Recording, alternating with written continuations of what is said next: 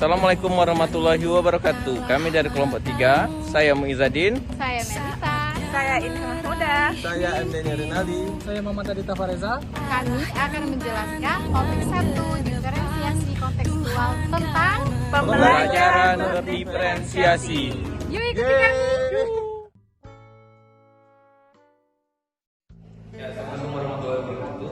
Baiklah, saya akan memaparkan tentang pengertian pembelajaran berdiferensiasi, di mana menurut para ahli, menurut Tom Nelson, pembelajaran berdiferensiasi merupakan suatu cara untuk guru memenuhi kebutuhan setiap peserta didik, karena pembelajaran berdiferensiasi adalah proses belajar mengajar di mana peserta didik dapat mempelajari materi pelajaran sesuai dengan kemampuan. Kemudian menurut kelompok kami, pengertian pembelajaran berdiferensiasi adalah pembelajaran yang akomodir kebutuhan belajar murid, guru, dan memfasilitasi murid sesuai dengan kebutuhan.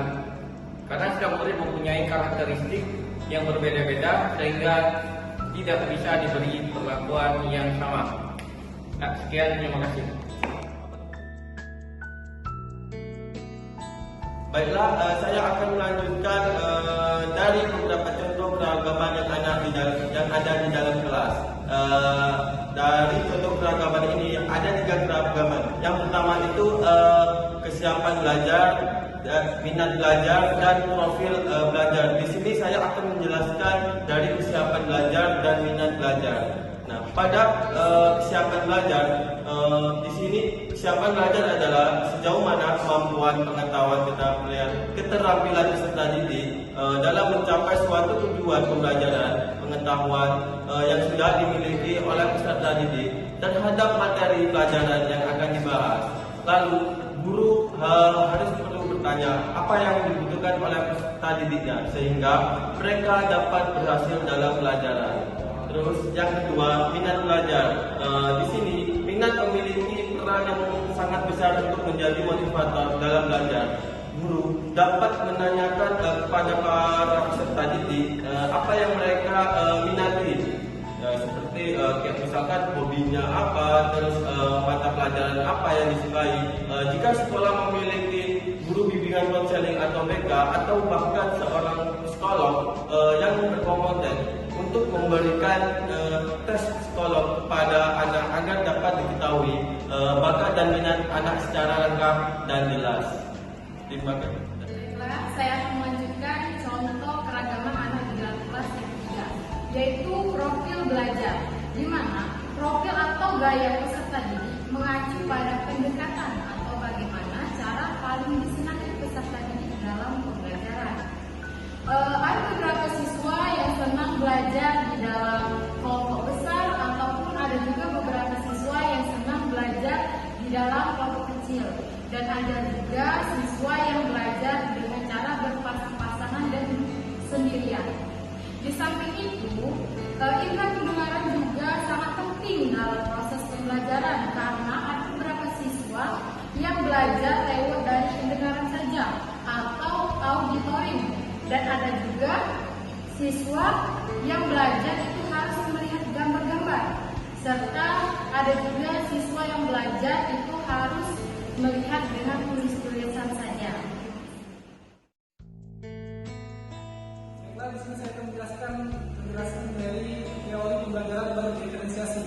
Teori pembelajaran berdiferensiasi ini memiliki 4 poin, yaitu yang pertama, teori sistem teknologi, teori multiple intelligence, teori zone of proximal development, dan learning modalities.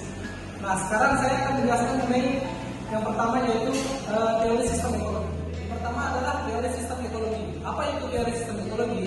Teori sistem ekologi merupakan perbedaan peserta didik yang dapat dilihat dari sistem ekologi pada setiap individu. Memiliki lingkungan yang berbeda mengikuti latar belakang keluarga, budaya, politik, ekonomi, dan lain sebagainya. Nah, yang selanjutnya adalah teori multiple intelligence. Apa itu teori multiple intelligence? Teori tersebut menjelaskan mengenai kecerdasan majemuk dan kemampuan seseorang untuk memecahkan persoalan yang nyata dan dalam situasi yang bermacam-macam. Contohnya yaitu seperti kemampuan menulis, berbicara, ataupun mengolah angka. Baiklah, mungkin itu saja penjelasan. Baiklah, teori selanjutnya saya akan menjelaskan tentang teori zone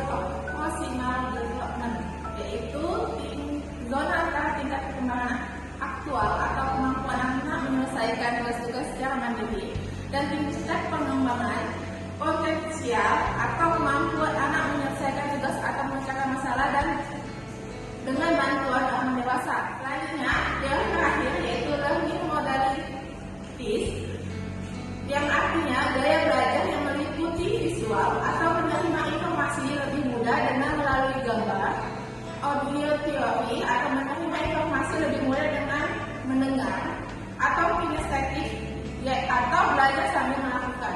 Baiklah, itulah 4 teori yang saya jelaskan bersama Adit. Selanjutnya. Baiklah, itulah pengelompokan dari kelompok 3. Terima kasih, dadah, sampai jumpa lagi. Dah.